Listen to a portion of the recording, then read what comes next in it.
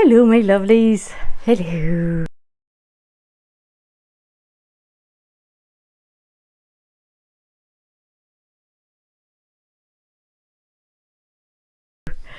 I hope you're all doing well.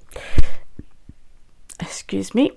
So this week, actually today, this isn't the project that I fancied doing today. I was going to do something else. However, in order to do the other thing, I needed to print off a pattern, and the printer is out of toner. So Stuart's gone across to Plymouth to get his glasses fixed again, because he was trying to nail some insulation to the ceiling of his garden office thing that he's building, and his glasses fell off the back of his head and then he stood on them. So he's gone across to Plymouth to try and get his glasses fixed, and while he's across in Plymouth he's going to pick up some printer toner, which is great, which means I will be able to do the project, but just not today. And I want to do something today, and patience is not one of my strongest characteristics. Anybody who knows me quite well will be aware of that. So I pivoted in, true let's get on with it fashion, and I decided to do something else. So I think I'm going to do myself another Avery dress, which is the one I did where when I used the bed sheet and I modified and put the bigger collar with the little frill on it and did the puffy sleeves. I think I might do the Avery dress, but just plain, just do it as is. I'll certainly do the Avery dress top, but I might swap it with the, was it Aura dress bottom. I'll see how much fabric I've got, because I'm using thrifted fabric again that I picked up recently in the charity shop. A little bit of floral thrifted fabric. It's just a lightweight cotton, because it's August here, so we're well through the summer. We're coming towards the end of the summer, but here in Cornwall in particular, September can be very warm. Even into October can be warm. So I think I'll get wear out of another dress, and then as the seasons change, I'll just put a cardigan on with it and things, and I'll still wear it. And our house is quite cosy, so I'll probably wear it all year round. So that's what I'm going to do. I'm going to set my timer for 20 minutes and start cutting out the Avery dress and see how we get on. Okay, so I've got it all pinned onto the fabric, and it's very quickly become apparent that I don't have enough fabric for any kind of dress.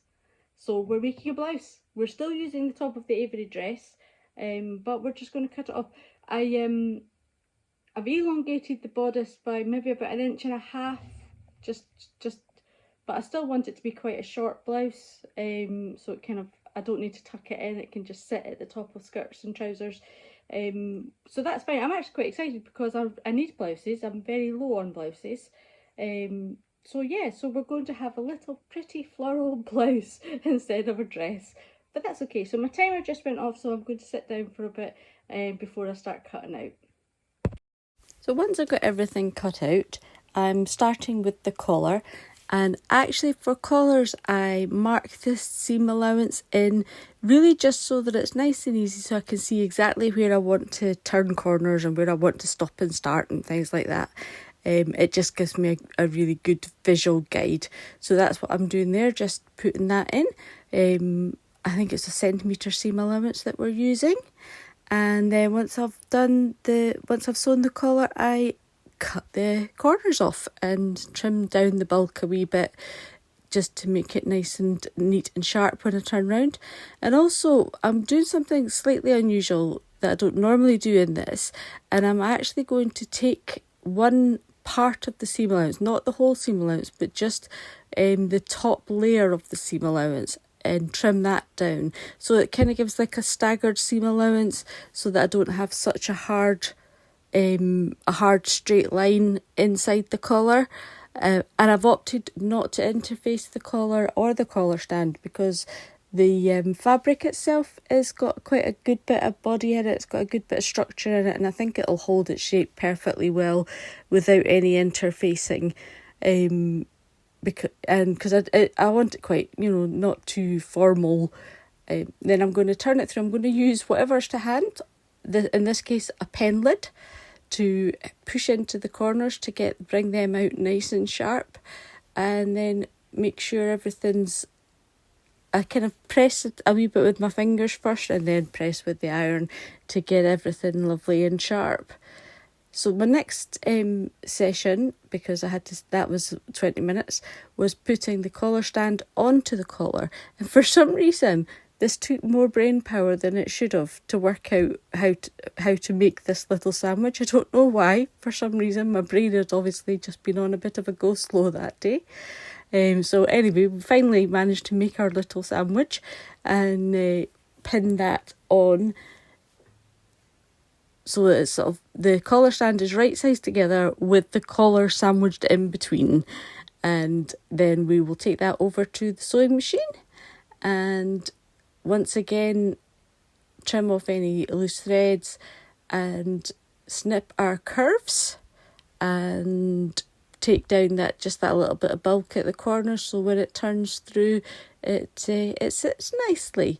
I think I'm probably going to top stitch when I turn everything through. I've already top stitched the collar because I want it to look nice and sharp, so I'll turn it through and then we will be giving it a lovely little press as per. I say these things as if it's the first time, but I do this all the time. Pressing is very important when you're sewing. It's what will give your sewing a more professional look, because if you press as you go along, everything is lovely and sharp and clean looking. Okay, so I've managed three 20-minute sessions, 3, 4, I can't remember, I've lost count, 3 I think. So everything's cut out and I've got the collar completely assembled and ready to go on. So ta-da! One assembled collar.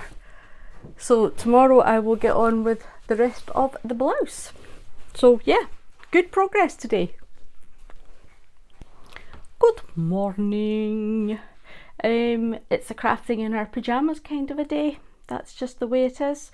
It's reasonably early in the morning actually. I think it's only about 8:30, 8:45, something like that. And I've been up and I've had my porridge and I've had a cup of coffee. I don't know what's going on. I don't know who I am. But, oh, there's a spider on the ceiling.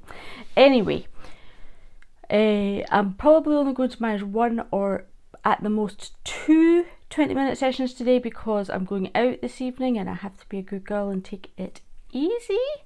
But I'm going to fold back the plackets and attach the shoulder seams so that I can put the collar on. That's the next 2 jobs that need doing. So let's do them. So actually the very first thing I did was to mark in the darts so that I didn't forget, because I would forget. But I'm not going to sew them right now because I think the plackets will just be a tiny bit easier to turn when everything's completely flat. Oh, it doesn't make a huge difference, but I just think it will. I also realised that I would like to interface the plackets, just because when you're sewing buttons and buttonholes in, a little bit of extra strength is always really handy. So I'm measuring the length there, and I will just measure myself off a rectangle that is obviously the length of the placket, and I want it, I think, 1 inch wide. I'm turning back so the placket will end up being 1 inch wide. So I'm just making sure that's all nice and measured off and tidy, and then I'll get that cut out and hopefully at some point remember that I need 2 of them. But I actually managed to get this completely cut out, and I'm about to carry on before I remember that yes, actually I need 2 of them. I think my brain is definitely slowing down these days, but there we go. Make sure the ends are nice and squared off, and then then remember that you need another one. So we're just going to go and do all that measuring again. Well done, Liz. Then I am going to put the interfacing in Now I'm leaving the seam allowance. I'm going to fold the seam allowance over the interfacing. I don't want the interfacing in the seam allowance, so I'm starting 1 centimetre in, ironing in that interfacing, and then that gives me a nice guide for folding over that first seam allowance and pressing that down, and then I will fold over the inch, the amount that the interfacing is, and press that down. Then I'm actually going to pin it on the other side, because I'm going to top stitch that in place. I want that, I'm doing nice yellow top stitching because there's a bit of yellow in those flowers, and I think it'll stand out, and but not like horrifically stand out, and look quite nice. And then once I've done that, I can move on to prepping up the darts ready for the next stage, but just before my timer goes off.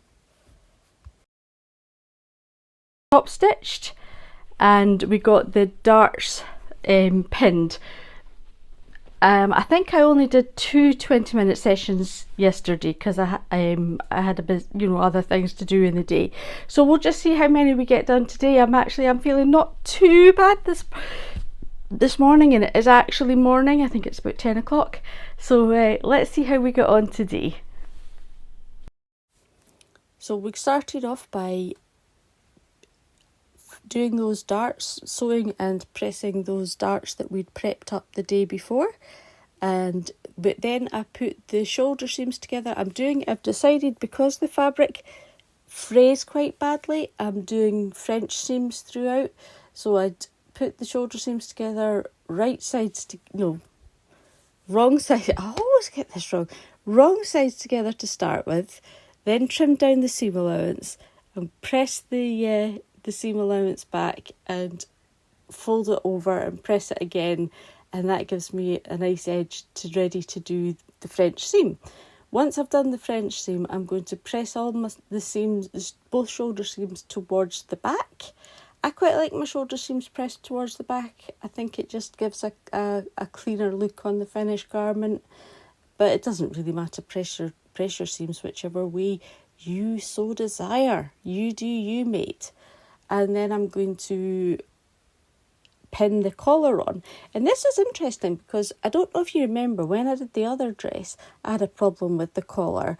The collar was too big, and I blamed myself because I'd redrafted the collar. But it turns out that I think the problem is in the patterning. The collar stands too big. So that is going to require a bit of fudgery, and it's easy enough done. I'm just going to open it up and make that a little shorter, and once I've sewn that onto the body, I will turn it and press it and pin it, and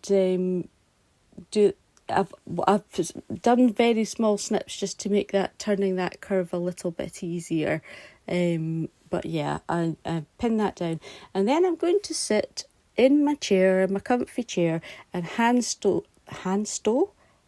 sew the collar stand, oh my words, down.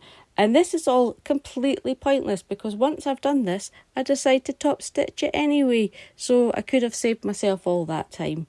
Never mind, it's nice and secure. Then I'm top stitching round, and I'm going like unbelievably slowly round this curve. I'm like almost doing one stitch and then turning it slightly and then doing one stitch. I'm using the hand crank because I want it to go round that curve really, really, really neatly, rather than just dashing on ahead like I normally do. So I'm, hand cranking, turning, hand cranking, and then down, and then once I get onto the nice straight bit where I've pivoted round, I can just wallop away with my top stitching, and Bob's your uncle.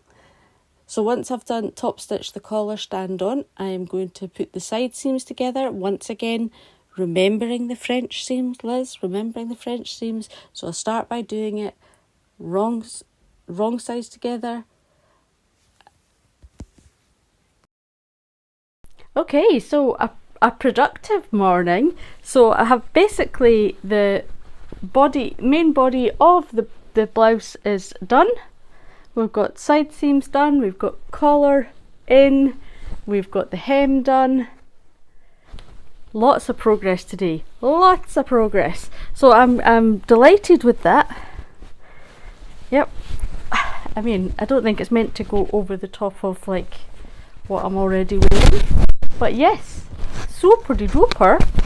So tomorrow will be, I'm really glad I didn't choose to put in interfacing. I think that would have been quite unpleasant. That's already quite stiff. Excellent. So tomorrow will be, oh sorry, I'm just doing all that and suddenly realised of course that I'm doing all that on top of the microphone. Sorry, that would have been a horrible amount of crackling. Tomorrow we're going to do the sleeves and then we'll be done. I mean, I might not get the whole thing of the sleeves done tomorrow, but you never know, I might, who knows. Anyway, I'm going to go and make some lunch and then I'm going to have an afternoon nap. Bye for now.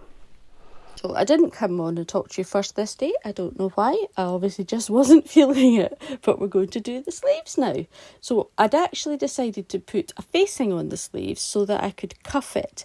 So I copied the last 3 inches of the sleeve pattern, and I'm going to sew that onto the bottom of the sleeve.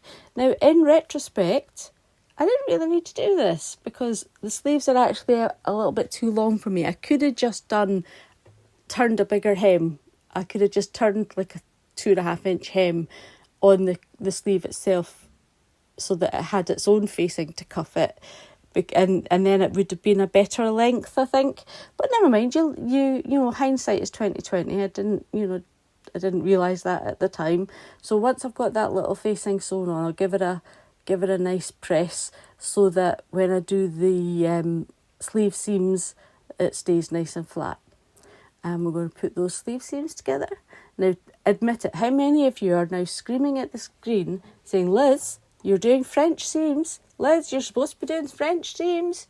You want to do that the other way? Liz, stop. You're supposed to be doing wrong sides together, not right sides together.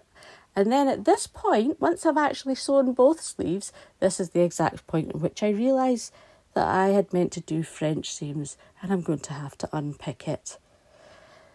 So I didn't make you sit through the unpicking, but I did unpick it and now we're doing the French seams properly. So we're starting with wrong sides together, sew the seam, trim the seam, fold the seam, etc. I'm really annoyed with myself, can you tell? Then I'm going to press the little hem on the facing. I'm just starting by, pressing about 1 centimetre on that little hem. And then I will turn that facing up and press again. I think, and then I'm going, once I've pressed and pinned this again, I'm going to top stitch this little facing down. And it gives quite a nice look, whether it's up or down with the top stitching, top and bottom of the facing. It's quite cute. Oh, hello. Sorry, the cat's just wandered past me, doing her thing, minding her own business. Fair enough.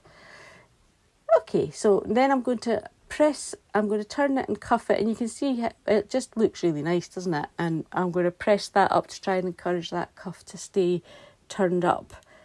Then I did 2 lines of gathering stitching round the sleeve head, not particularly because I want them particularly puffy, but any sleeve head, even if it's not meant to be puffed at all, a little line of gathering will help you ease the sleeve head into the arm's eye, and it makes setting in a sleeve so much easier if you've just got even just the tiniest little bit of gathering in the sleeve head there.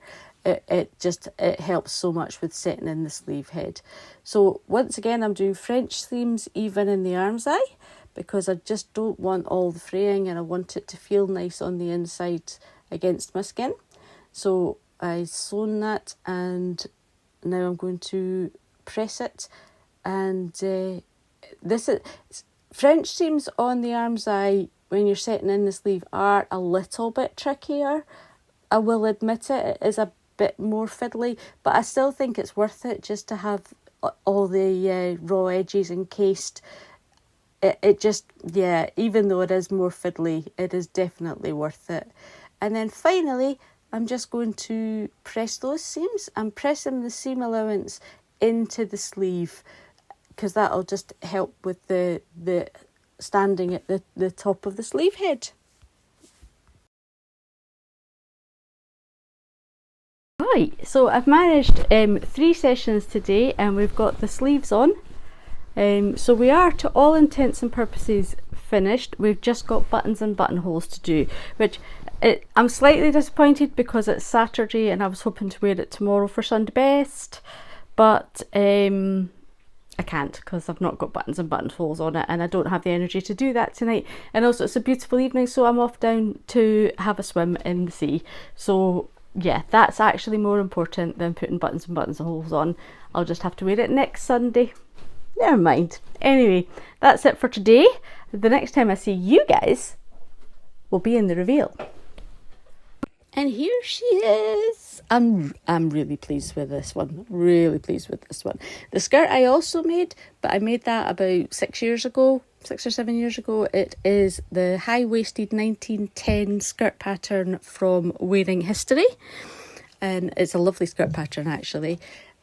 The details on this little blouse I'm really pleased with. I went with little green buttons in the end and think they look nice, they blend in nicely. The collar's sitting really well after my little fudgery to make it fit. And I'm really pleased with the yellow top stitching. I think it stands out enough but not too much. And as you can probably tell from my face, I'm really quite pleased with myself. It's nice and fresh and cheerful, and I think I'll get quite a lot of wear out of it because I'm not a tucking in person. It's also very versatile because look, there we go. Now I'm in trousers. Ta-da! Again, another pair of trousers I made out of a duvet cover from Peppermint Patterns loungewear trouser pattern, and they're little elasticated waist trousers, incredibly comfy. So as usual this week I want to know what you've been up to, what's been bringing you joy, what you've been doing that you love, and all that good stuff. Pop it in the comments, I love to hear it. I hope that you and your loved ones are safe and well, and my cat, look, she's having a tiny cuddle but not up to it, and then she's off. Bye for now. Love from Liz.